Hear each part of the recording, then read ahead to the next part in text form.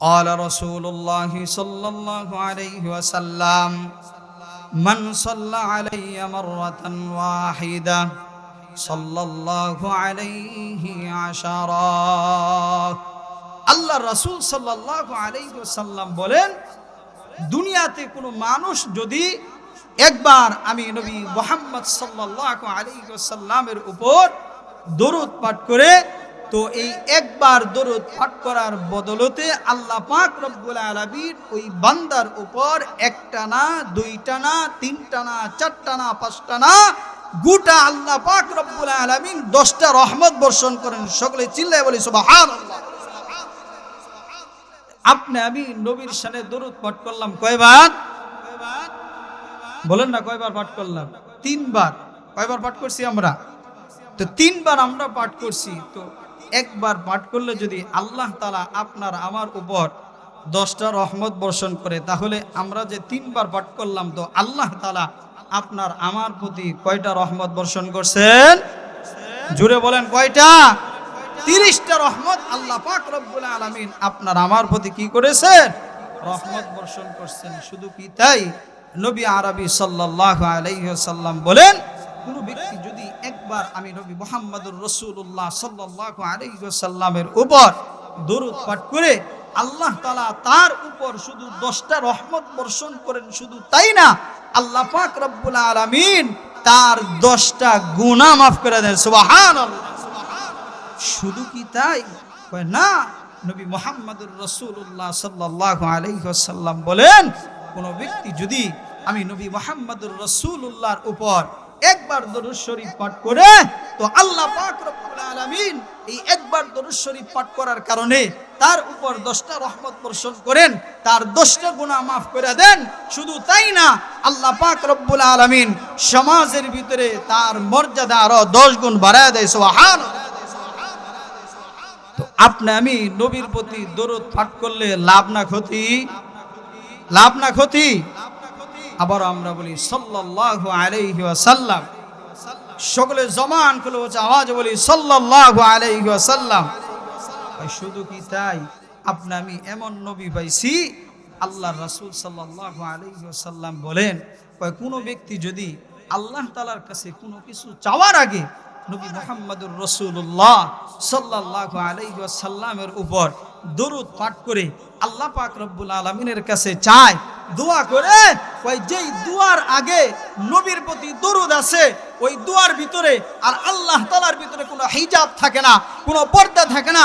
বান্দার জবান থেকে দোয়া বের হতে দেরি হয়, আল্লাহ তাআলার আরশে আজিমে পৌঁছতে দেরি হয় না। সুবহানাল্লাহ। শুধু কি তাই, কেমন নবী পাইছি আপনি আমি? আল্লাহ রাসূল সাল্লাল্লাহু আলাইহি ওয়াসাল্লাম বলেন, কোন ব্যক্তি যদি আমি নবী মুহাম্মদুর রাসূলুল্লাহ সাল্লাল্লাহু আলাইহি ওয়াসাল্লামকে স্বপ্নে দেখতে চায়, ওই ব্যক্তি যেন আমি নবী মুহাম্মদুর রাসূলুল্লাহ সাল্লাল্লাহু আলাইহি ওয়াসাল্লামের উপর বেশি থেকে বেশি দরুদ পাঠ করে, কোন ব্যক্তি যদি আমি নবী মুহাম্মদুর রাসূলুল্লাহ সাল্লাল্লাহু আলাইহি ওয়াসাল্লামের উপর বেশি থেকে বেশি দরুদ পাঠ করে, তাহলে তার লাভ কি, তার ফায়দা কি? আল্লাহর রাসূল বলে, যেই ব্যক্তি আমি নবী মুহাম্মদের উপর বেশি থেকে বেশি দরুদ পাঠ করবে, আল্লাহ পাক রব্বুল আলামিন আল্লাহর রাসূল সাল্লাল্লাহু আলাইহি ওয়াসাল্লামের কাছে ফেরেশতাদের মাধ্যমে ওই ব্যক্তির নাম, ওই ব্যক্তির বাবার নাম, ওই ব্যক্তির ঠিকানা, ওই ব্যক্তির চেহারা সহ আল্লাহ নবী মুহাম্মদুর রাসূলুল্লাহ সাল্লাল্লাহু আলাইহি ওয়াসাল্লামের রওজা মুবারক পর্যন্ত পৌঁছায়া দেয়। সুবহানাল্লাহ। আপনি আমি কেমন নবী পাইছি?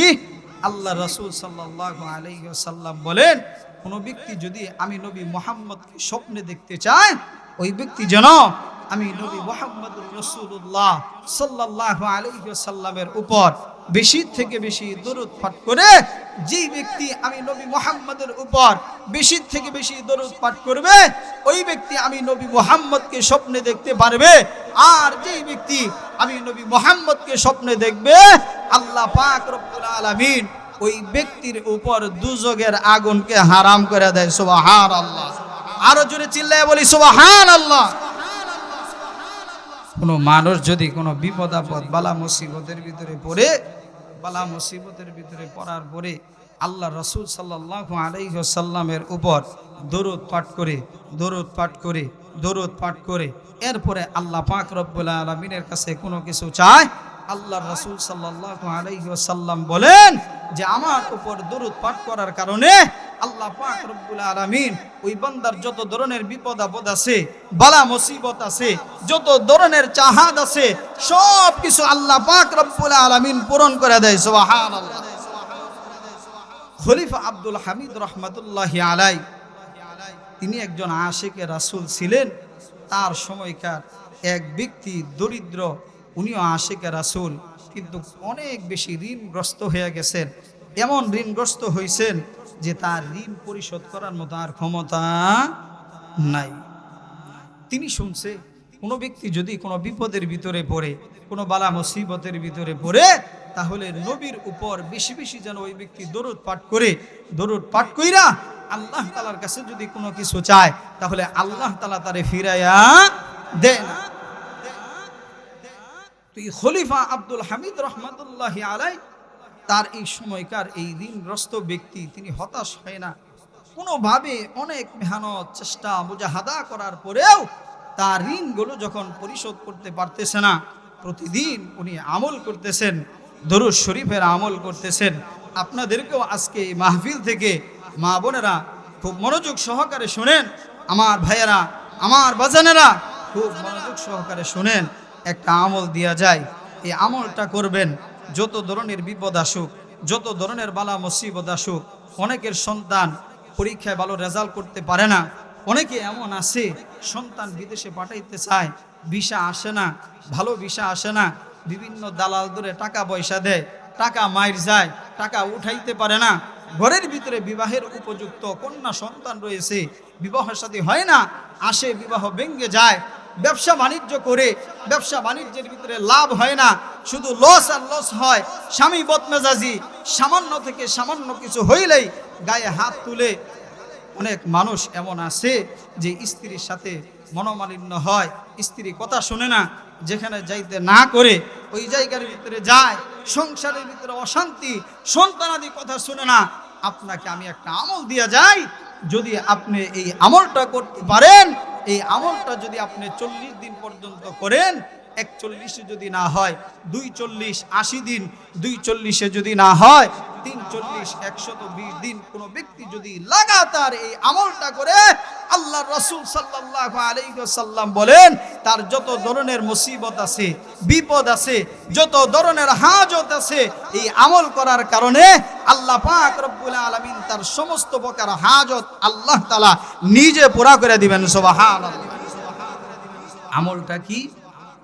আমলটা হইল, কোনো ব্যক্তি যদি বিপদের ভিতরে পড়ার পরে, বালা মুসিবতের ভিতরে পড়ার পরে, প্রতিদিন রাত্রে শোয়ার আগে 1000 বার, কয় হাজার বার? 1000 বার নবী মুহাম্মদুর রাসূলুল্লাহ সাল্লাল্লাহু আলাইহি ওয়াসাল্লামের উপর দরুদ পাঠ করে, এটা সারা দিনে হোক, ঘুমানোর আগে 1000 পূর্ণ করবে, ঘুমানোর আগে 1000 বার পূর্ণ করবে, 40 দিন পর্যন্ত আমল করবে। যদি কোনো সমাধান না হয় তাহলে দ্বিতীয় 40, 80 দিন পর্যন্ত আমল করবে। যদি কোনো সমাধান না হয় তাহলে তৃতীয় 40, 120 দিন পর্যন্ত আমল করবে। আল্লাহ নবী মুহাম্মদুর রাসূলুল্লাহ সাল্লাল্লাহু আলাইহি ওয়াসাল্লামের উপর দরুদ পাঠ করার কারণে, এই আমল করার কারণে আল্লাহ পাক রব্বুল আলামিন আপনার যত ধরনের বিপদ আপদ বালা মুসিবত আছে, সমস্ত প্রকার বিপদ আপদ বালা মুসিবত দূর করে দিবেন। সুবহানাল্লাহ। খলিফা আব্দুল হামিদ রহমাতুল্লাহি আলাইহি তিনিও একজন আশিকে রাসূল। তার রাজ্যের ভিতরে এক আশিকে রাসূল দরিদ্র, ঋণগ্রস্ত, কোনোভাবেই তিনি তার ঋণগুলো পরিশোধ করতে পারতেছেন না, হতাশ হয়ে গেছেন। কিভাবে তিনি তার ঋণগুলো পরিশোধ করবেন? ও তিনি আল্লাহর রাসূল সাল্লাল্লাহু আলাইহি ওয়াসাল্লামের উপর এই আমল চালায়া যাইতেছেন, আমল চালায়া যাইতেছেন, আমল চালায়া যাইতেছেন, আমল চালায়া যাইতে যাইতে 41, 240, 340, যেই দিন 120 দিন, এই দিন আল্লাহর নবী মুহাম্মদুর রাসূলুল্লাহ সাল্লাল্লাহু আলাইহি ওয়াসাল্লাম ঘুমের ঘরে ওই ঋণগ্রস্ত ব্যক্তিকে সাক্ষাৎ দিয়েছেন। সুবহানাল্লাহ। মুসলমান ভাইরা রে আমার, খলিফা আব্দুল হামিদ রহমাতুল্লাহি আলাইহি তিনি একজন আশিকে রাসূল। তার রাজ্যের ভিতরে একেবারেই দরিদ্র ঋণগ্রস্ত এক ব্যক্তি, তিনিও আশিকে রাসূল। ঋণের বোঝা বইতে পারে না, কোনোভাবে ঋণগুলো পরিশোধ করতে পারে না। হাজারো চেষ্টা, হাজারো মুজাহাদা করার পরেও কোনোভাবে ওই ঋণগুলো পরিশোধ করতে পারে না। ঋণগ্রস্ত ব্যক্তি হতাশ হয় না। তিনি আল্লাহ নবী, বিশ্ব নবী মুহাম্মদুর রাসূলুল্লাহ সাল্লাল্লাহু আলাইহি ওয়াসাল্লামের হাদিসের ভিতরে পড়েছে, কোন ব্যক্তি যদি ঋণগ্রস্ত হয়, কোন বিপদ আপদ বালা মুসিবতের ভিতরে পড়ে, তাহলে নবী মুহাম্মদুর রাসূলুল্লাহ সাল্লাল্লাহু আলাইহি ওয়াসাল্লামের উপর বেশি থেকে বেশি দরুদ পাঠ করবে। দরুদ পাঠ করে আল্লাহ পাক রব্বুল আলামিনের কাছে যদি কোনো কিছু চাওয়া হয়, আল্লাহ পাক রব্বুল আলামিন তাকে ফিরাইয়া দেয় না।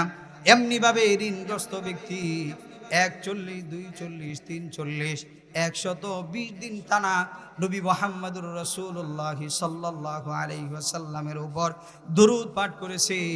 যেই দিন 120তম দিন ওই ব্যক্তি, ঋণগ্রস্ত ব্যক্তি ঘুমাইছে, ঘটনার ভিতরে পাওয়া যায় ওই রাত্রেই আল্লাহ নবী, বিশ্ব নবী মুহাম্মদুর রাসূলুল্লাহ সাল্লাল্লাহু আলাইহি ওয়াসাল্লাম ঘুমের ঘরে ওই ঋণগ্রস্ত ব্যক্তিকে সাক্ষাৎ দিয়েছে। সুবহানাল্লাহ। আল্লাহ নবী, বিশ্ব নবী মুহাম্মদুর রাসূলুল্লাহ সাল্লাল্লাহু আলাইহি ওয়াসাল্লাম ঋণগ্রস্ত ব্যক্তির শিয়রের কাছে এসে, মাথার কাছে এসে আল্লাহ নবী, বিশ্ব নবী মুহাম্মদুর রাসূলুল্লাহ সাল্লাল্লাহু আলাইহি ওয়াসাল্লাম বলেন, কিরা আশিক, আজকে একদিন নয়, 2 দিন নয়, 3 দিন নয়, 1 মাস নয়, 2 মাস নয়, 3 মাস নয়, টানা 120 দিন পর্যন্ত তুই আমার উপর দরুদ পাঠ করতেছস, তোর কি অসুবিধা, তোর কি সমস্যা? স্বপ্নের ভিতরে ঋণগ্রস্ত ব্যক্তি বলে, ইয়া রাসূলুল্লাহ, ইয়া হাবিবাল্লাহ, আমি একজন ঋণগ্রস্ত ব্যক্তি, কোনোভাবেই ঋণ পরিশোধ করতে পারি না, কিন্তু আপনার হাদিসের ভিতরে পড়েছি, কোনো ব্যক্তি যদি কোনো বিপদ আপদ বালা মুসিবতের ভিতরে পড়ে, তাহলে আপনার উপর যদি বেশি থেকে বেশি দরুদ পাঠ করে আল্লাহ পাক রব্বুল আলামিনের কাছে কোনো কিছু চায়, তো আল্লাহ পাক রব্বুল আলামিন তাকে ফিরাইয়া দেয় না। এই আশা নিয়ে আমি আপনার উপর আজকে 1 দিন নয়, 2 দিন নয়, 3 দিন নয়, টানা 120 দিন ধরে 1000 বার দরুদ পাঠ করতেছি। আল্লাহ নবী, বিশ্ব নবী মুহাম্মদুর রাসূলুল্লাহ সাল্লাল্লাহু আলাইহি ওয়াসাল্লাম ঋণগ্রস্ত ব্যক্তিকে বললেন, ঋণগ্রস্ত ব্যক্তি, আমার আশিকে রাসূল, তুমি খলিফা আব্দুল হামিদের কাছে আগামীকাল সকালবেলা যাবা, যাওয়ার পরে বলবা, আল্লাহ নবী মুহাম্মদুর রাসূলুল্লাহ সাল্লাল্লাহু আলাইহি ওয়াসাল্লাম আমার যত ঋণ আছে সমস্ত ঋণগুলো তোমাকে পরিশোধ করে দেওয়ার জন্য বলেছে। ঋণগ্রস্ত ব্যক্তি ঘুমের ঘরে আল্লাহ নবী মুহাম্মদুর রাসূলুল্লাহ সাল্লাল্লাহু আলাইহি ওয়াসাল্লামের কথাগুলো শুনতেছে। আল্লাহ নবীকে ঘুমের ঘরের ভিতরেই প্রশ্ন করতেছি, ইয়া রাসূলুল্লাহ, ইয়া হাবিবাল্লাহ, আমি যদি তার কাছে যাই, তিনি একজন খলিফা মানুষ, তার কাছে বিভিন্ন ধরনের মানুষ আসে, সে তো আমাকে বিশ্বাস নাও করতে পারে। আল্লাহ নবী, বিশ্ব নবী মুহাম্মদুর রাসূলুল্লাহ সাল্লাল্লাহু আলাইহি ওয়াসাল্লাম ওই ঋণগ্রস্ত ব্যক্তিকে বলে, তুমি তাকে গিয়ে বলবা, আপনিও নাকি প্রতিদিন নবী মুহাম্মদুর রাসূলুল্লাহ সাল্লাল্লাহু আলাইহি ওয়াসাল্লামের উপর 1000 বার করে দরুদ শরীফ পাঠ করেন, কিন্তু গতকালকে রাষ্ট্রের বিভিন্ন কাজকর্ম থাকার কারণে আপনি 1000 বার দরুদ শরীফ পাঠ করতে পারেন নাই। ঘুমন্ত ব্যক্তির ঘুম ভেঙে গেল, ফজরের নামাজ আদায় করল। ফজরের নামাজ আদায় করার পরে খলিফা আব্দুল হামিদের দরবারে রওনা দিয়ে দিল। খলিফা আব্দুল হামিদ রহমাতুল্লাহি আলাইহির বাড়ির কাছে চলে গেল। গেটের ভিতরে দারোয়ানকে বলে, খলিফা আব্দুল হামিদ তিনি কি ভিতরে আসেননি? বলে আছে। বলে যে তার সাথে আমার সাক্ষাৎ করতে হবে। কয়, বেটা, তোমার চাইতে কত বড় বড় মানুষ, কত রাজ দরবারে লোক এসে 2 দিন, 1 দিন, 3 ঘন্টা, 4 ঘন্টা, 5 ঘন্টা অপেক্ষা করে খলিফার সাথে দেখা করার জন্য আর তুমি কোথা থেকে এসেছো তোমার কোনো পরিচয় জানি না, চিনি না, তোমাকে খলিফার সাথে সাক্ষাৎ করতে দিব। ঋণগ্রস্ত ব্যক্তি ডাক দিয়া বলে, দারোয়ান রে, তুই আমার চিনস না? আল্লাহ নবী মুহাম্মদুর রাসূলুল্লাহ সাল্লাল্লাহু আলাইহি ওয়াসাল্লাম আমাকে তোমার খলিফার সাথে সাক্ষাৎ করার জন্য পাঠিয়েছে। গিয়ে তুমি বলো যে আল্লাহর রাসূল সাল্লাল্লাহু আলাইহি ওয়াসাল্লাম একজন ব্যক্তিকে আপনার সাথে সাক্ষাৎ করার জন্য পাঠিয়েছে। দারোয়ান দৌড়ে চলে গেল খলিফা আব্দুল হামিদের কাছে। খলিফা আব্দুল হামিদের কাছে গিয়ে বলে, জাহাপনা, আপনার সাথে সাক্ষাৎ করার জন্য একজন ব্যক্তি এসেছে, বাহিরে অপেক্ষা করতেছে। জিজ্ঞাসা করলাম, তোমাকে কে পাঠিয়েছে, তুমি কোথা থেকে এসেছো? ওই ব্যক্তি বলে, তাকে নাকি আপনার কাছে আল্লাহ নবী, বিশ্ব নবী মুহাম্মদুর রাসূলুল্লাহ সাল্লাল্লাহু আলাইহি ওয়াসাল্লাম পাঠিয়েছে। সুবহানাল্লাহ। খলিফা আব্দুল হামিদ বলে, তাকে কোথায় রেখেছো? বলে যে গেটের বাহিরে দাঁড়ায় আছে। খলিফা আব্দুল হামিদ বলে, তাকে ভিতরে আসতে বলো। খলিফা আব্দুল হামিদ তাকে ভিতরে আসার জন্য বললেন। ওই ব্যক্তি ভিতরে গেলেন, সাক্ষাৎ করলেন, কথাবার্তা বললেন। কথার এক পর্যায়ে বললেন, আল্লাহ নবী, বিশ্ব নবী মুহাম্মদুর রাসূলুল্লাহ সাল্লাল্লাহু আলাইহি ওয়াসাল্লাম আমাকে আপনার কাছে পাঠিয়েছে। আমি ঋণগ্রস্ত ব্যক্তি। আল্লাহর রাসূল বলেছে আপনি যেন আমার ঋণগুলো পরিশোধ করে দেন। খলিফা আব্দুল হামিদ ডাক দিয়া বলে যে, আমার দরবারের ভিতরে বিভিন্ন প্রকৃতির লোক আসে, অনেক বাটপার সিটার আসে টাকা পয়সা নেওয়ার জন্য। আল্লাহ নবী যে তোমাকে আমার কাছে পাঠিয়েছে, আর কি তোমার কাছে কোনো প্রমাণ আছে? ঋণগ্রস্ত ব্যক্তি ডাক দিয়া বলে, হ্যাঁ হ্যাঁ, আমার কাছে প্রমাণ আছে। আপনি প্রতিদিন আল্লাহ নবী মুহাম্মদুর রাসূলুল্লাহ সাল্লাল্লাহু আলাইহি ওয়াসাল্লামের উপর 1000 বার করে দরুদ শরীফ পাঠ করেন, কিন্তু গতকালকে রাষ্ট্রীয় কাজের কারণে আল্লাহর নবীর উপর 1000 বার দরুদ শরীফ পাঠ করতে পারেন নাই।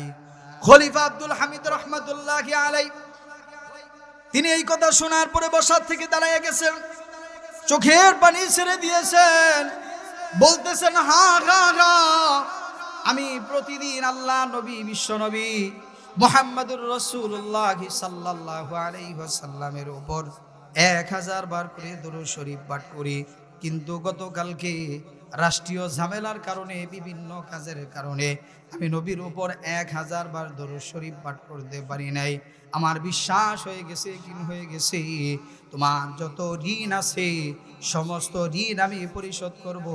আল্লাহ পাক রব্বুল আলামিন তোমাকে যতদিন পর্যন্ত জীবিত রেখেছি, তোমার খরচ, তোমার পরিবারের খরচের দায়িত্ব আমি খলিফা আব্দুল হামিদ এই মুহূর্তে নিয়ে নিলাম।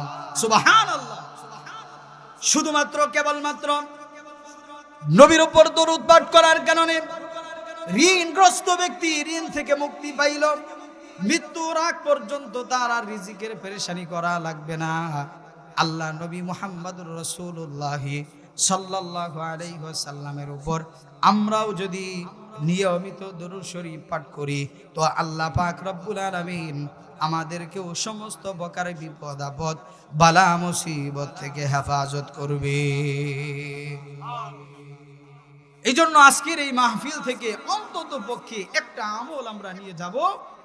যখনই আপনি আমি সময় পাবো, রাস্তা দিয়ে হাঁটা চলা করতেছি, দোকানে বসে আছি, কাস্টমার নাই, বসে আছি, বাড়িতে কাজ করতেছি, ক্ষেত খামারে কাজ করতেছি, অটোতে বসে আছি, গাড়িতে বসে আছি, বাড়িতে অযথা বসে আছি, আপনি আমি আল্লাহর নবী মুহাম্মদুর রাসূলুল্লাহ সাল্লাল্লাহু আলাইহি ওয়াসাল্লামের উপর বেশি থেকে বেশি দরুদ পাঠ করব। পড়ব তো ইনশাআল্লাহ? সকলে পড়বেন তো ইনশাআল্লাহ? আল্লাহ পাক রব্বুল আলামিন আমাদের সকলকে আমল করার তৌফিক দান করুক। সকলে বলে আমিন। আমাদের সমাজের ভিতরে এমন কিছু মানুষ বাইরে হইছে যারা জাতে মাতাল, তালে ঠিক, সারা 3.5 হাত বডির ভিতরে রাসূলের কোনো সুন্নত হারিকেন দিয়া, হেজাক বাতি দিয়া, বিদ্যুতের বাতি দিয়া, 500 পাওয়ারের বাতি দিয়া খুঁজা পাওয়া যাবে না। যারা বলে যে আমরাও আশেকে রাসূল, আছে না? নামাজের খবর নাই, রোজার খবর নাই, পর্দা পুশিতার খবর নাই, হালাল হারামের খবর নাই, জায়েজ না জায়েজের খবর নাই, সুদের সাথে জড়িত, ঘুষের সাথে জড়িত, বেনামাজি নামাজের কোনো খবর নাই। তারা বলে যে আমরা নামাজ না পড়লে কি হবো, আমাদের ঈমান কি আছে, পাক্কা আছে। আমি বলি নামাজ পড়ে না, রোজা রাখে না, পর্দা ভূষিতার কোনো খবর নাই, হালাল হারাম বাসে না, সুদ ঘুষের সাথে জড়িত, এই ব্যক্তির ঈমান যদি পাক্কা থাকে, এরপরেও তাহলে এর ঈমান যদি কাঁচা থাকতো, তাহলে তো আমার মনে হয় তার পরনের কোনো কাপড় চোপড় থাকতো না। কথা কোন ঠিক কিনা? কথা বলেন ঠিক কিনা? আমরা বলি এই সমস্ত মানুষ সত্যিকার অর্থে আশিকে রাসূল নয়, সত্যিকার অর্থে মুসলমান নয়, মুসলমানের ভং ধরেছে, মুসলমানের ভান ধরেছে জিলাপি আর খিচুড়ি খাওয়ার জন্য। কথা বলেন ঠিক কিনা? এই সমস্ত মানুষ জাতে মাতাল তালে ঠিক। কেমন? এক ব্যক্তি বাড়ির সামনে বসে বসে বলতেছে, মা মরলে মা পাওয়া যায়, বাবা মরলে বাবা পাওয়া যায়, মাগার বউ মরলে বউ পাওয়া যায় না। কি কয়? মা মরলে মা পাওয়া যায়, বাবা মরলে বাবা পাওয়া যায়, কিন্তু বউ মরলে বউ পাওয়া যায়। এর মধ্যেই রাস্তার পাশ দিয়ে এক ব্যক্তি যাইতেছে, জিজ্ঞাসা করে, কি কছে এগুলা? মা মরলে মা পাওয়া যায়, বাবা মরলে বাবা পাওয়া যায়, বউ মরলে বউ পাওয়া যায় না, কইলে কিন্তু এটার ব্যাখ্যা কি? ওই ব্যক্তি তখন ডাক দিয়ে বলে, চাচা গো, কিছুদিন আগে আমার মা মারা গেল, এলাকার কত বৃদ্ধা বৃদ্ধা মহিলারা এসে আমার মাথা হাতাইয়া কইল, বাজান রে কান্দিস না, রে কান্দিস না, তোর মা মারা গেলে কি আছে, আমরা তো আছি তোর মায়ের মতো। ও চাচা গো, আর কিছুদিন পরে আমার বাবা মারা গেল, আপনি কিছুদিন আগে আইয়া আমার মাথায় হাত বুলাইয়া কইলেন, বাজান রে কান্দিস না, কান্দিস না, তোর বাবা মারা গেলে কি হবে, আমরা তো আছি তোর বাপের মতো। গত 3 দিন আগে আমার বউ মারা গেছে, বউরে মাটি দিলাম, দাফন করলাম, কাফন করলাম, আজকে 3 দিন হয়ে যায়, কোনো মহিলা তো আইয়া আমারে কইল না তোমার বউ মারা গেছে, তাতে কি হইছে, আমরা তো আছি তোমার বউয়ের মতো। তে আমাদের সমাজের ভিতরে নামাজের খবর নাই, রোজার খবর নাই, পর্দা পুশিদার খবর নাই, হালাল হারামের খবর নাই, জায়েজ না জায়েজের খবর নাই, এরপরে কয় আমরা নামাজ না পড়লে কি আমাদের ঈমান পাক্কা আছে? কি বলে? আমাদের ঈমান পাক্কা আছে।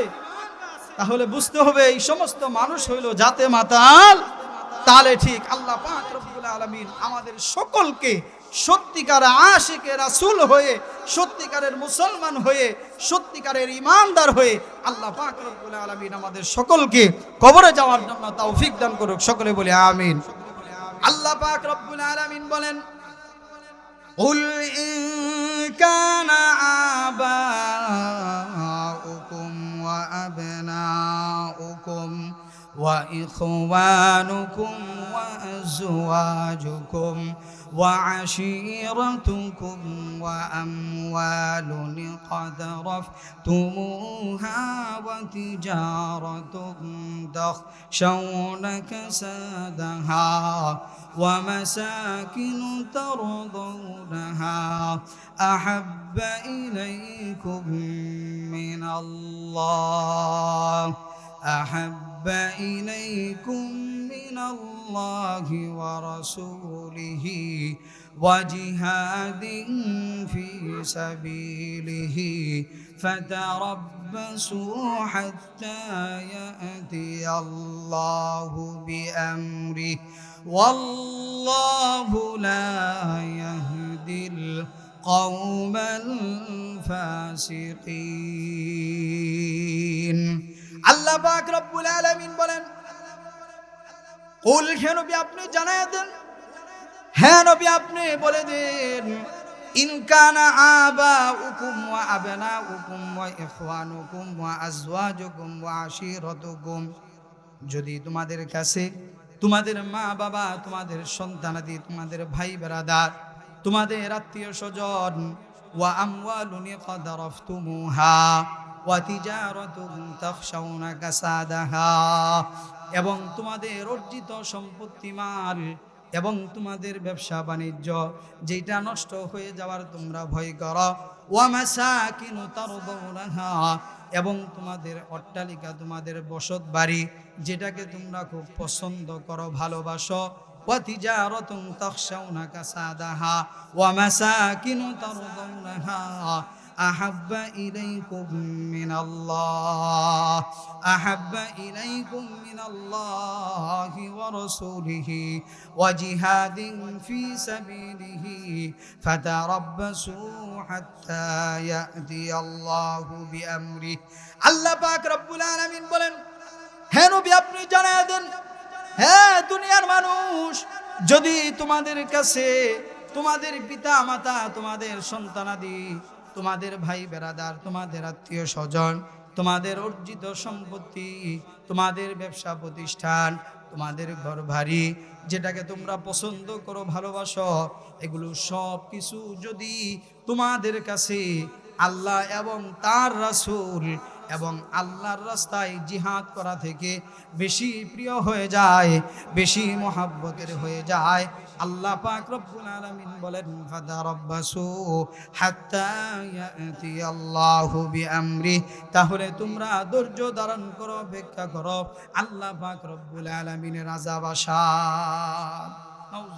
যদি আপনার আমার কাছে আল্লাহর ভালোবাসা, নবীর ভালোবাসা, আল্লাহর রাস্তায় জিহাদ করা, এই তিনটা থেকে যদি আপনার আমার কাছে, আপনার আমার মা বাবা, আপনার আমার সন্তানাদি, আপনার আমার ভাই বেরাদার, আপনার আমার আত্মীয় স্বজন, আপনার আমার সম্পদ, আপনার আমার ব্যবসা বাণিজ্য, আপনার আমার ব্যবসা বাণিজ্য, আপনার আমার বাসস্থান, ঘর বাড়ি, এগুলো যদি বেশি প্রিয় হয়ে যায়, তাহলে আল্লাহ পাক রব্বুল আলামিন বলতেছেন ফাতারাব্বাসু হাত্তা ইয়াতিয়াল্লাহু বিআমরিহি, তোমরা অপেক্ষা করতে থাকো আল্লাহ তাআলার আদেশ আসার, মানে আল্লাহ তাআলার আযাব আসা।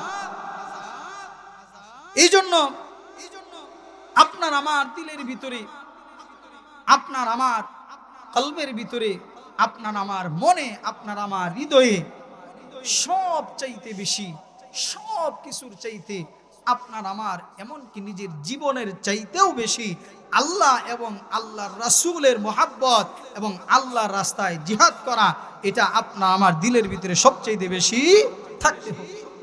আল্লাহ পাক রব্বুল আলামিনের ইজ্জতের ব্যাপারে, নবীর ইজ্জতের ব্যাপারে, দ্বীন ইসলামের ব্যাপারে, কোরআনের ব্যাপারে, নবীর ইজ্জতের ব্যাপারে, নবীর সুন্নতের ব্যাপারে সব কিছুতে আপোষ হইতে পারে, কিন্তু এগুলোতে কোনো আপোষ হবে না। যদি এগুলোতে আপোষ হয়ে যায়, তাহলে আপনার আমার আল্লাহ তাআলার আযাব আসার অপেক্ষা করতে হবে, মানে আপনি আমি মরবো আর আপনার আমার স্থান হয়ে যাবে কোথায়? জাহান্নাম। আল্লাহ রাসূল সাল্লাল্লাহু আলাইহি ওয়াসাল্লামকে সাহাবারা কেমন মুহাব্বত করতেন, কেমন ভালোবাসতেন, একটা ঘটনা বলে আমি আমার আলোচনা শেষ করে দিব। আম্মা জান হযরত খাদিজাতুল কুবরা রাদিয়াল্লাহু তাআলা আনহা, তিনি আল্লাহ রাসূল সাল্লাল্লাহু আলাইহি ওয়াসাল্লামকে কেমন মুহাব্বত করতেন, কেমন ভালোবাসতেন। আম্মা জান হযরত খাদিজাতুল কুবরা রাদিয়াল্লাহু তাআলা আনহা যখন আল্লাহ রাসূল সাল্লাল্লাহু আলাইহি ওয়াসাল্লামের সাথে বিবাহ বন্ধনে আবদ্ধ হন, কোন বর্ণনার ভিতরে পাওয়া যায় আম্মা জান হযরত খাদিজাতুল কুবরা রাদিয়াল্লাহু তাআলা আনহা তখন প্রায় 40 মনেরও বেশি স্বর্ণের মালিক। সুবহানাল্লাহ। কয় মন স্বর্ণ? 40 মনেরও বেশি স্বর্ণের মালিক। আরবে যত ধনাঢ্য মহিলা ছিল, প্রতাপশালী মহিলা ছিল, তার ভিতরে আম্মা জান একজন। আল্লাহ রাসূল সাল্লাল্লাহু আলাইহি ওয়াসাল্লামের সাথে বিবাহ বন্ধনে আবদ্ধ হওয়ার পরে আল্লাহ রাসূল সাল্লাল্লাহু আলাইহি ওয়াসাল্লামের সামনে তার ব্যবসা বাণিজ্য, তার সম্পত্তি যা কিছু ছিল সব কিছু আল্লাহর নবী মুহাম্মদুর রাসূলুল্লাহ সাল্লাল্লাহু আলাইহি ওয়াসাল্লামের সামনে পেশ করছেন। দ্বীনের জন্য, ইসলামের জন্য, আল্লাহর জমিনে আল্লাহ তাআলার দ্বীন প্রতিষ্ঠা করার জন্য সব কিছু আল্লাহ রাসূল সাল্লাল্লাহু আলাইহি ওয়াসাল্লাম নিজ হাতে ব্যয় করছেন। সুবহানাল্লাহ। আম্মাজান হযরত খাদিজাতুল কুবরা রাদিয়াল্লাহু তাআলা আনহা আল্লাহ রাসূল সাল্লাল্লাহু আলাইহি ওয়াসাল্লামকে কেমন মহব্বত করতেন, কেমন ভালোবাসতেন। হাদিসের ভিতরে পাওয়া যায় যে আল্লাহ রাসূল সাল্লাল্লাহু আলাইহি ওয়াসাল্লামকে আম্মাজান যেমন মহব্বত করতেন, ভালোবাসতেন, আল্লাহর রাসূলও আম্মাজানকে তেমনই মহব্বত করতেন, ভালোবাসতেন। শুধু তাই না, আল্লাহ পাক রব্বুল আলামিন আমাদের আম্মাজান খাদিজাতুল কুবরা রাদিয়াল্লাহু তাআলা আনহাকে মহব্বত করতেন, ভালোবাসতেন। সুবহানাল্লাহ। আল্লাহ রাসূল সাল্লাল্লাহু আলাইহি ওয়াসাল্লাম যখন হেরা গুহায় ধ্যানে বসতেন, আম্মাজান তখন বাড়ি থেকে রান্না বান্না করে খাবার দাবার তিনি ওই জায়গায় নিয়ে যাইতেন।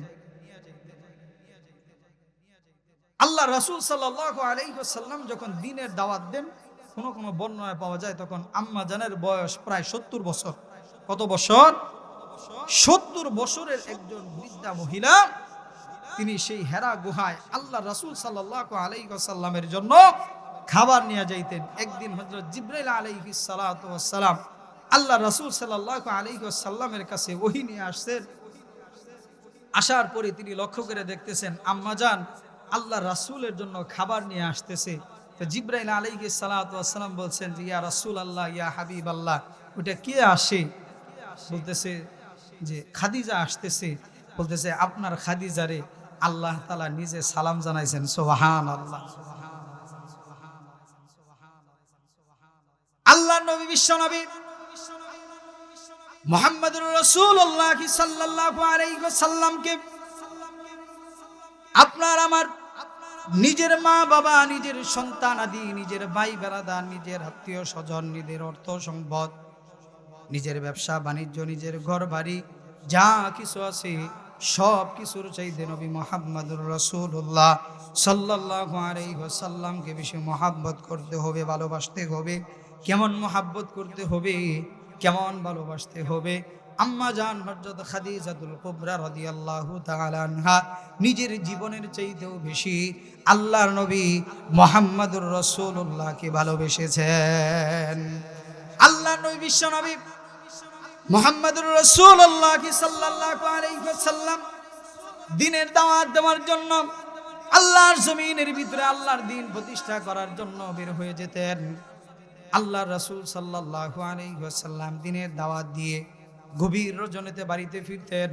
হাদিসের ভিতরে পাওয়া যায় এমন কোন একটা দিন যায় না, এমন কোন একটা রাত যায় নাই যে আল্লাহর রাসূল সাল্লাল্লাহু আলাইহি ওয়াসাল্লাম আম্মাজান হযরত খাদিজাতুল কুবরা রাদিয়াল্লাহু তাআলা আনহাকে আল্লাহর রাসূল সাল্লাল্লাহু আলাইহি ওয়াসাল্লাম একবারের বেশি দুইবার রাত্রিবেলা ডাক দিয়েছেন। সুবহানাল্লাহ।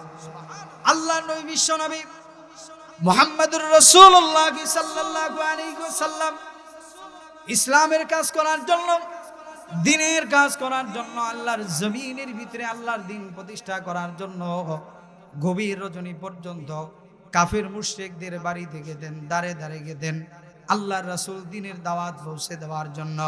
যখন গভীর রজনীতে আল্লাহ রাসূল সাল্লাল্লাহু আলাইহি ওয়াসাল্লাম বাড়িতে ফিরে আসতেন, বাড়িতে আসার পরে আল্লাহ রাসূল সাল্লাল্লাহু আলাইহি ওয়াসাল্লাম দরজাতে দাঁড়াইয়া আস্তে করে একটা সালাম দিতে দেরি হইত, আম্মাজান দরজা খুলতে দেরি করতেন না। আল্লাহ নবী, বিশ্ব নবী মুহাম্মদুর রাসূলুল্লাহ সাল্লাল্লাহু আলাইহি ওয়াসাল্লাম একদিন আম্মাজানকে জিজ্ঞাসা করলেন, খাদিজা রে, দ্বীনের দাওয়াত দেওয়ার জন্য আমি বাহিরে গমন করি, বিভিন্ন জায়গায় যাই, গভীর রজনী হয়ে যায়, এমন কোনো একটা রাত গেল না তোমাকে আমার 2টা বার ডাক দিতে হইল। যতদিন পর্যন্ত আমি দ্বীনের দাওয়াত নিয়ে বাহিরে গেছি, আমি বাড়িতে আসার সাথে সাথে দরজায় দাঁড়াইয়া তোমাকে একটা ডাক দিতে দেরি হয়, কিন্তু তোমার দরজা খুলতে দেরি হয় না। তুমি কি গভীর রজনীতে রাত্রে বেলা ঘুমাও না?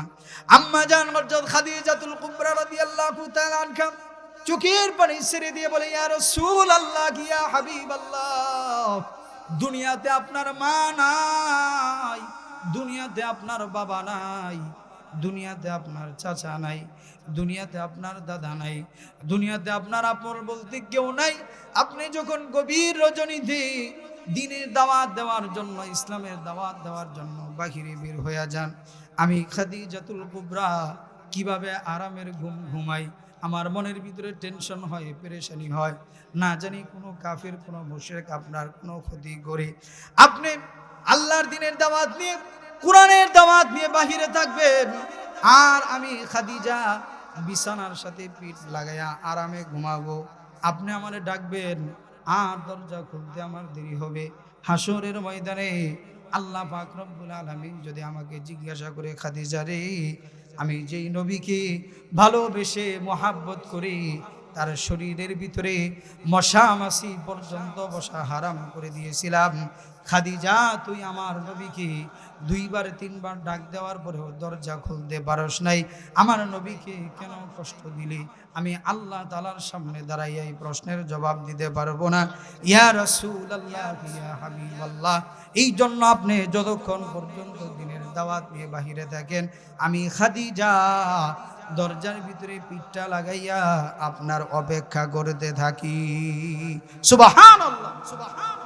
আম্মা জান হযরত খাদিজাতুল কুবরা রাদিয়াল্লাহু তাআলা আনহা আল্লাহর নবী বিশ্বনবী মুহাম্মদুর রাসূলুল্লাহ সাল্লাল্লাহু আলাইহি ওয়াসাল্লামকে নিজের জীবনের চাইতে বেশি মহব্বত করতেন, ভালোবাসতেন। আল্লাহর রাসূল সাল্লাল্লাহু আলাইহি ওয়াসাল্লাম একদিন আবু জেহেলের বাড়িতে দাওয়াত নিয়ে গিয়েছেন। শীতের বেলা, হাদিসের ভিতরে পাওয়া যায় আবু জেহেলের হাতের ভিতরে চামড়ার মোজা পরা ছিল। আল্লাহর নবী বিশ্বনবী মুহাম্মদুর রাসূলুল্লাহ সাল্লাল্লাহু আলাইহি ওয়াসাল্লাম আবু জেহেলের কাছে দ্বীনের দাওয়াত নিয়ে গেলেন। যাওয়ার পরে আবু জেহেল রাগান্বিত হয়ে আল্লাহর নবী বিশ্বনবী মুহাম্মদুর রাসূলুল্লাহ সাল্লাল্লাহু আলাইহি ওয়াসাল্লামের গালে টাস করে একটা চর লাগাইয়া দিছে। আল্লাহর রাসূল সাল্লাল্লাহু আলাইহি ওয়াসাল্লামের গালের ভিতরে 4টা আঙ্গুল বেশে গেছে। হাদিসের ভিতরে আসে আল্লাহর রাসূল সাল্লাল্লাহু আলাইহি ওয়াসাল্লামকে আম্মা জান কি পরিমাণ মহব্বত করতেন, কি পরিমাণ ভালোবাসতেন। আল্লাহ নবী বিশ্বনবী মুহাম্মদুর রাসূলুল্লাহ সাল্লাল্লাহু আলাইহি ওয়াসাল্লাম চোখের পানিটা মুছতে মুছতে গালের ভিতরে দাগ পড়ে গেছে। রুমাল দিয়া গালটা ডাইকা বাসাতে প্রবেশ করছে। বাসাতে আসার পরেই আম্মা জানার সাথে প্রতিদিন কথা বলে, কিন্তু ওই দিন আর কোনো কথা বলে না, বিছানার ভিতরে চলে গেছে। আম্মা জান হযরত খাদিজাতুল কুবরা রাদিয়াল্লাহু তাআলা আনহা পেরেশানির ভিতরে পড়ে গেলেন। মনে মনে চিন্তা করতে লাগলেন, না জানি আমি কোনো অপরাধ করে ফেলেছি, কোনো নবীজির সাথে বেয়াদবি করে ফেলেছি, এই জন্য বুঝি নবীজি আমার সাথে কোনো কথা বলতেছে না। আল্লাহ নবী বিশ্বনবী মুহাম্মদুর রাসূলুল্লাহ সাল্লাল্লাহু আলাইহি ওয়াসাল্লাম তার গাল থেকে রুমালটা সরায় না। আম্মা জান কাছে গেছেন, যাওয়ার পরে বলেন, ইয়া রাসূলুল্লাহ, ইয়া হাবিবাল্লাহ, খাদিজা এমন কি বেয়াদবি করলো যার দরুন আপনি খাদিজার সাথে কথা বলতেছেন না? আল্লাহ নবী বিশ্বনবী মুহাম্মদুর রাসূলুল্লাহ সাল্লাল্লাহু আলাইহি ওয়াসাল্লাম আম্মা জান হযরত খাদিজাতুল কুবরা রাদিয়াল্লাহু তাআলা আনহাকে ডাক দিয়ে বলেন, খাদিজা রে, তুমি আমার সাথে কোনো বেয়াদবি করো নাই, তোমার প্রতি আমার কোনো রাগ নাই, কোনো গুসা নাই। আল্লাহ নবীকে ডাক দিয়ে বলে, তাহলে আপনি আমার সাথে কেন কথা বলতেছেন না? আপনার গালের উপর থেকে আপনি কেন রুমালটা সরান না? আল্লাহ নবী রুমালটা সরায় না। আম্মা জান যখন রুমালটা টান দিছেন, টান দেওয়ার পরে দেখেন আল্লাহর রাসূলের গালের ভিতরে 4টা আঙ্গুল এসে আছে। আল্লাহ নবী বিশ্বনবী মুহাম্মদুর রাসূলুল্লাহ সাল্লাল্লাহু আলাইহি ওয়াসাল্লাম চোখ দিয়ে পানি ছেড়ে দিয়েছেন। আম্মা জান বলে, ইয়া রাসূলুল্লাহ, ইয়া হাবিবাল্লাহ, যেই নবীর শরীরে আল্লাহ পাক রব্বুল আলামিন মশা মাছি পর্যন্ত বসা হারাম করে দিয়েছে, যেই নবীর জন্য স্বয়ং আল্লাহ পাক রব্বুল আলামিন পাগল, যেই নবীর উপর স্বয়ং আল্লাহ পাক রব্বুল আলামিন নিজে দরুদ পাঠ করে ওই নবীর এই অবস্থা কে গড়ল? আম্মা জান কান্নাকাটি শুরু করে দিয়েছে। আল্লাহ নবী বিশ্বনবী মুহাম্মদুর রাসূলুল্লাহ সাল্লাল্লাহু আলাইহি ওয়াসাল্লাম আম্মা জানকে ডাক দিয়ে বলে, খাদিজা রে, যদি অন্য কেউ মারতো, আমাকে আঘাত করতো, আমি সহ্য করতে পারতাম, কিন্তু আমাকে আমার নিজের আপন চাচা আমাকে আঘাত করেছে, আমি সহ্য করতে পারতেছি না, এটা মেনে নিতে পারতেছি না। আম্মাজান খুব কান্নাকাটি করলেন, আম্মাজান চোখের পানি ছেড়ে দিলেন, কান্নাকাটি করলেন, হাউমাউ করে কান্নাকাটি করলেন। আল্লাহ নবী বিশ্বনবী মুহাম্মদুর রাসূলুল্লাহ সাল্লাল্লাহু আলাইহি ওয়াসাল্লামকে আম্মাজান নিজের জীবনের চাইতে বেশি মহব্বত করতেন, ভালোবাসতেন। হঠাৎ করে একদিন আল্লাহ নবী বিশ্বনবী মুহাম্মদুর রাসূলুল্লাহ সাল্লাল্লাহু আলাইহি ওয়াসাল্লাম বাসায় গেলেন।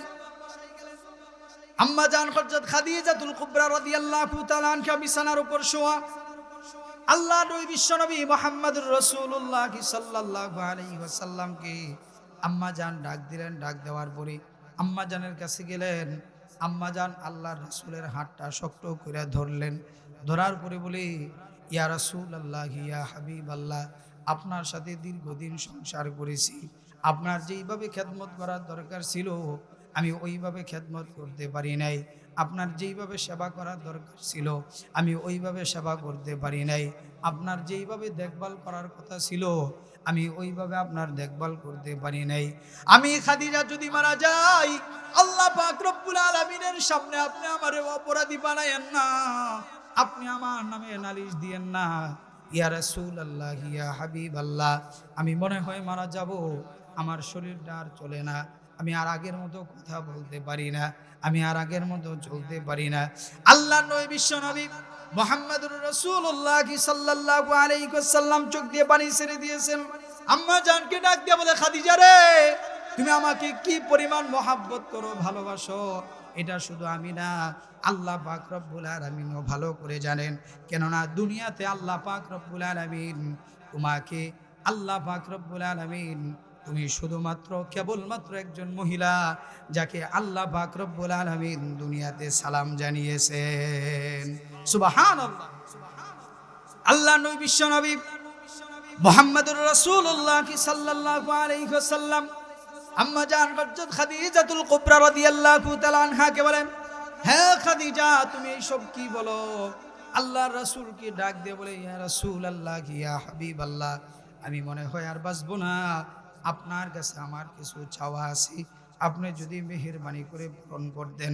আল্লাহ নবী বলে, খাদিজা রে, তুমি যদি আমার কাছে আমার কলিজাটাও চাও আমি তোমাকে দিয়ে দিব। কেন তুমি দ্বীনের জন্য, ইসলামের জন্য, আল্লাহর দ্বীনের জন্য তোমার যত সয় সম্পত্তি ছিল সব কিছু তুমি নির্দ্বিধায় নিঃস্বার্থে তুমি দান করে দিয়েছ। আম্মা জান হযরত খাদিজাতুল কুবরা রাদিয়াল্লাহু তাআলা আনহা আল্লাহ নবী বিশ্বনবী মুহাম্মদুর রাসূলুল্লাহ সাল্লাল্লাহু আলাইহি ওয়াসাল্লামকে বলেন, ইয়া রাসূলুল্লাহ, ইয়া হাবিবাল্লাহ, আপনার সাথে দীর্ঘদিন সম্পর্ক ছিল, আপনার সাথে দীর্ঘদিন সংসার করেছি, ইয়া রাসূলুল্লাহ, ইয়া হাবিবাল্লাহ, আমি যদি খাদিজা মারা যাই তাহলে আপনি মেহেরবানি কইরা আমার জানাজার নামাজটা আপনি বইরেন। আল্লাহ রাসূল সাল্লাল্লাহু আলাইহি ওয়াসাল্লাম চোখ দিয়ে পানি ছাড়ে। আল্লাহর রাসূল বলে, খাদিজা রে, আমি তোমার জানাজার নামাজ পড়াবো। আল্লাহর রাসূল সাল্লাল্লাহু আলাইহি ওয়াসাল্লামকে আম্মা জান হযরত খাদিজাতুল কুবরা রাদিয়াল্লাহু তাআলা আনহা ডাক দিয়া বলে, ইয়া রাসূলুল্লাহ, ইয়া হাবিবাল্লাহ, আনের স্বামী গো, আমি যদি মারা যাই তাহলে বাজার থেকে আপনি কোনো কাফনের কাপড় কিনেন না। আল্লাহর রাসূল বলে, খাদিজা রে, এ কেমন পাগলামি করো, তোমার কাফনের কাপড় কিনবো না, কি দিয়া দাফন দিব? আম্মা জান হযরত খাদিজাতুল কুবরা রাদিয়াল্লাহু তাআলা আনহা চোখের পানি ছেড়ে দিয়ে বলে, ইয়া রাসূলুল্লাহ, ইয়া হাবিবাল্লাহ, আমার কাফনের কাপড়ের দরকার নাই, আপনি মেহেরবানি করে আপনার ব্যবহৃত যে জুব্বা আছে ওই জুব্বা থেকে একটা জুব্বা দিয়ে আমি খাদিজার কাফনের ব্যবস্থা করবেন। আল্লাহ নবী বিশ্বনবী মুহাম্মদুর রাসূলুল্লাহ সাল্লাল্লাহু আলাইহি ওয়াসাল্লাম চোখের পানি ছেড়ে দিয়েছে, বলে, খাদিজা রে, তুমি আমার কাছে আর কি চাও? আমি তোমার জানাজার নামাজ পড়াবো, আমার পরনের একটা জুব্বা তোমার কাফনের ভিতরে দিয়ে দিব। আমার যদি জুব্বা তোমার কাফনের ভিতরে দিই তাহলে তোমার লাভ কি? আম্মা জান হযরত খাদিজাতুল কুবরা রাদিয়াল্লাহু তাআলা আনহা বলে, ইয়া রাসূলুল্লাহ, ইয়া হাবিবাল্লাহ, কবরের শাস্তি সম্পর্কে আপনার কাছ থেকে আমি শুনেছি, আপনার কাছ থেকে আমি জেনেছি আমার খাদিজার জিন্দেগিতে এমন কোনো আমল নাই যে আমলটা আমি আল্লাহ পাক রব্বুল আলামিনের সামনে দেখাইতে পারবো। কিন্তু যদি আমার শরীরের ভিতরে আল্লাহ নবী বিশ্ব নবী মুহাম্মদুর রাসূলুল্লাহ সাল্লাল্লাহু আলাইহি ওয়াসাল্লামের পরনের জুব্বা থাকে, দুনিয়ার কেন জাহান্নামের আগুনের এতটুকু সাহস নাই যে আল্লাহর নবীর জুব্বা জাহান্নামের আগুনে জ্বালাইয়া দিবি। আল্লাহর নবীকে সাহাবারা কেমন মোহাব্বত করতো, কেমন ভালোবাসত। আল্লাহ রাসূল সাল্লাল্লাহু আলাইহি ওয়াসাল্লামকে এক মহিলা সাহাবী একটা লুঙ্গি দিছে, খুব শখ কইরা খুব মোহাব্বত করে হাদিয়া দিছে। তো আল্লাহ রাসূল সাল্লাল্লাহু আলাইহি ওয়াসাল্লাম ওই লুঙ্গিটা তিনি পরছেন। তো লুঙ্গিটা পইরা সাহাবাদের সামনে আলোচনা করতেছেন। তো এক সাহাবী আল্লাহ রাসূল সাল্লাল্লাহু আলাইহি ওয়াসাল্লামকে বলতেছে, ইয়া রাসূলুল্লাহ, ইয়া হাবিবাল্লাহ, আপনার লুঙ্গিটা না অনেক সুন্দর। আল্লাহ রাসূলকে বলতেছে যে আপনার লুঙ্গিটা না অনেক সুন্দর। তো আল্লাহ রাসূল সাল্লাল্লাহু আলাইহি ওয়াসাল্লাম বুঝছেন যে সে আমার লুঙ্গিটা চাইতেছে। আল্লাহ রাসূল সাল্লাল্লাহু আলাইহি ওয়াসাল্লাম হুজরাখানায় গিয়ে লুঙ্গিটা পরিবর্তন করে সাহাবারে দিয়ে দিছে। মহিলারা যখন আল্লাহ রাসূল সাল্লাল্লাহু আলাইহি ওয়াসাল্লামকে লুঙ্গিটা হাদিয়া দিছে, এই ব্যক্তিও খুব খুশি হয়েছে। আল্লাহ রাসূল সাল্লাল্লাহু আলাইহি ওয়াসাল্লাম অনেক খুশি হয়েছেন, দেখতেও খুব সুন্দর আল্লাহ রাসূল পরছেন। তো আল্লাহ রাসূল সাল্লাল্লাহু আলাইহি ওয়াসাল্লাম যখন আলোচনা শেষ করছেন, তো কয়েকজন সাহাবী যাইয়া এই সাহাবীরা ধরছে, তুই আল্লাহর রাসূলের লুঙ্গি বেড়া, তুই পরনের লুঙ্গি বেড়া তুই নিয়ে গেলি। আল্লাহ রাসূলের লুঙ্গিটা পরে অনেক খুশি হয়েছিল। তো সাহাবী চোখের পানি ছেড়ে দিছে, বলে যে ভাই, আমার জিন্দেগিতে এমন কোনো আমল নাই যে আমলটা নিয়ে আমি আল্লাহ তাআলার সামনে দাঁড়াবো। আমি আল্লাহ রাসূলের এই লুঙ্গিটা নিজে পরার জন্য নেই নাই, আমি যখন মারা যাব আমি ওসিয়ত করে যাব আমার কাফনের কাপড় যেন আল্লাহর রাসূলের এই লুঙ্গিটা দিয়া দেয়। সুবহানাল্লাহ। আম্মা জান হযরত খাদিজাতুল কুবরা রাদিয়াল্লাহু তাআলা আনহা আল্লাহর নবীকে বলেন, ইয়া রাসূলুল্লাহ, ইয়া হাবিবাল্লাহ, জানাজার নামাজটা আপনি পড়াবেন। মেহেরবানি করে আপনার পরনের জুব্বা থেকে একটা জুব্বা আপনি আমার কাফনের কাপড় বানাইয়া আপনি আমাকে দাফন করবেন। আল্লাহর নবী বিশ্ব নবী মুহাম্মদুর রাসূলুল্লাহ সাল্লাল্লাহু আলাইহি ওয়াসাল্লাম আম্মা জান হযরত খাদিজাতুল কুবরা রাদিয়াল্লাহু তাআলা আনহাকে বলেন, হ্যাঁ খাদিজা, তুমি আমার কাছে আর কি চাও? আম্মা জান বলে, ইয়া রাসূলুল্লাহ, ইয়া হাবিবাল্লাহ, যখন আমাকে কবরস্থ করে দাফন সম্পন্ন করে সকলেই চলে আসবে, ইয়া রাসূলুল্লাহ, ইয়া হাবিবাল্লাহ, আপনি আমার কবরের পাশ থেকে আইসেন না। দীর্ঘদিন আপনার সাথে সংসার করেছি, আপনার সাথে একটা মহাব্বত ভালোবাসা ছিল। কবরের ভিতরে তিনটা প্রশ্ন করা হবে, ইয়া রাসূলুল্লাহ, ইয়া হাবিবাল্লাহ, আপনি সবাই চলে আসলেও আপনি মেহেরবানি করে আইসেন না, আপনি আমার কবরের পাশে বইসা দেইগেন। যখন মুনকার নাকির আসবে আমি যেন আপনি থাকলে সাহস পাবো, কবরের প্রশ্নের উত্তরগুলো আমি ঠিকভাবে দিতে পারবো। আল্লাহর নবী বিশ্বনবী মুহাম্মদুর রাসূলুল্লাহ সাল্লাল্লাহু আলাইহি ওয়াসাল্লাম বললেন, খাদিজা মেনে নিলাম। আম্মা জান হযরত খাদিজাতুল কুবরা রাদিয়াল্লাহু তাআলা আনহার ইন্তেকাল হয়ে গেল। আল্লাহ রাসূল সাল্লাল্লাহু আলাইহি ওয়াসাল্লাম দাফনের ব্যবস্থা করলেন, কাফনের ব্যবস্থা করলেন নিজের জুব্বা দ্বারা। নিজে কবরের ভিতরে নামলেন, নিজে আম্মা জানকে কবরের ভিতরে রাখলেন। রাখার পরে আম্মা জানকে দাফন কাফন করা হলো, সবাই চলে আসলো। আল্লাহ নবী বিশ্বনবী মুহাম্মদুর রাসূলুল্লাহ সাল্লাল্লাহু আলাইহি ওয়াসাল্লাম কবরের পাশে বসে, মাথার কাছে বসে চোখের পানি ছেড়ে কান্না শুরু করে দিলেন। এই মুহূর্তে হযরত জিবরাইল আলাইহিস সালাতু ওয়াস সালাম আল্লাহ নবী বিশ্বনবী মুহাম্মদুর রাসূলুল্লাহ সাল্লাল্লাহু আলাইহি ওয়াসাল্লামের কাছে আসলো। আসার পরে বলে, ইয়া রাসূলুল্লাহ, ইয়া হাবিবাল্লাহ, আপনি ভেঙ্গে পড়বেন না, কান্নাকাটি করবেন না, আপনি কেন এখানে বসে আছেন? আল্লাহ নবী বিশ্বনবী মুহাম্মদুর রাসূলুল্লাহ সাল্লাল্লাহু আলাইহি ওয়াসাল্লাম তিনি বলেন, জিবরাইল ভাই, খাদিজাকে আমি হারিয়েছি, কোনোভাবেই মানতে পারতেছি না। খাদিজা আমাকে বলেছিল সবাই চলে গেলেও আমি যেন চলে না যাই, আপনি কেন বসে আছেন? আমার খাদিজা বলেছে, মুনকার নাকির ফেরেশতা আসবে, আমি যদি এই জায়গায় বসে থাকি, তাহলে সে সাহস পাবে, প্রশ্নের উত্তরগুলো দিতে পারবে। এই জন্য বসে আছি। জিবরাইল আলাইহিস সালাম বলে, ইয়া রাসূলুল্লাহ, ইয়া হাবিবাল্লাহ, আপনি খাদিজার কবরের পাশে বসে থাকবেন, কোনো ফেরেশতার এতটুকু সাহস নাই। আম্মা জান হযরত খাদিজাতুল কুবরা রাদিয়াল্লাহু তাআলা আনহা কবরের ভিতরে এসে আম্মা জানকে প্রশ্ন করে। হযরত জিবরাইল আলাইহিস সালাতু ওয়াস সালাম বলে, ইয়া রাসূলুল্লাহ, ইয়া হাবিবাল্লাহ, আপনি কবরের পাশে বসে থাকবেন না, আপনি চলে যান। খাদিজাকে আল্লাহ পাক রব্বুল আলামিন এত মহব্বত করেন, ভালোবাসেন। খাদিজার প্রশ্নের উত্তর দেওয়ার জন্য স্বয়ং আল্লাহ পাক রব্বুল আলামিন নিজে জিম্মাদারি নিয়ে নিয়েছেন। সুবহানাল্লাহ। রাসূল রে এই পরিমাণ মহব্বত করতে হবে, এই পরিমাণ ভালোবাসতে হবে যে আমি কবরের ভিতরে যাওয়ার পরে যখন মুনকার নাকির ফেরেশতা আসবে, আপনার আমার চেহারা যখন আল্লাহর রাসূলের দিকে তুলে ধরবে, আল্লাহর রাসূল এক দেখাতেই যেন আপনাকে আমাকে চিনতে পারে। এটা কিভাবে হবে? যখন আমি দিল থেকে, মন থেকে আল্লাহর রাসূলকে মহব্বত করব, আল্লাহর রাসূলকে ভালোবাসবো, আল্লাহর রাসূলের প্রতি বেশি থেকে বেশি দরুদ পাঠ করব। আল্লাহ পাক রব্বুল আলামিন আমাদের সকলকে নিজের জীবন, নিজের সন্তানাদি, নিজের আত্মীয় স্বজন, নিজের মা বাবা, নিজের অর্থ সম্পদ, ব্যবসা বাণিজ্য, নিজের ঘর বাড়ি যা কিছু আছে সব কিছুর চাইতে আল্লাহ পাক রব্বুল আলামিন আমাদের সকলকে আল্লাহ এবং আল্লাহর রাসূলকে মহব্বত করার, ভালোবাসার তৌফিক দান করুক। সকলে বলে আমিন। ওয়া আখিরু দাওয়ানা আলহামদুলিল্লাহি রাব্বিল আলামিন।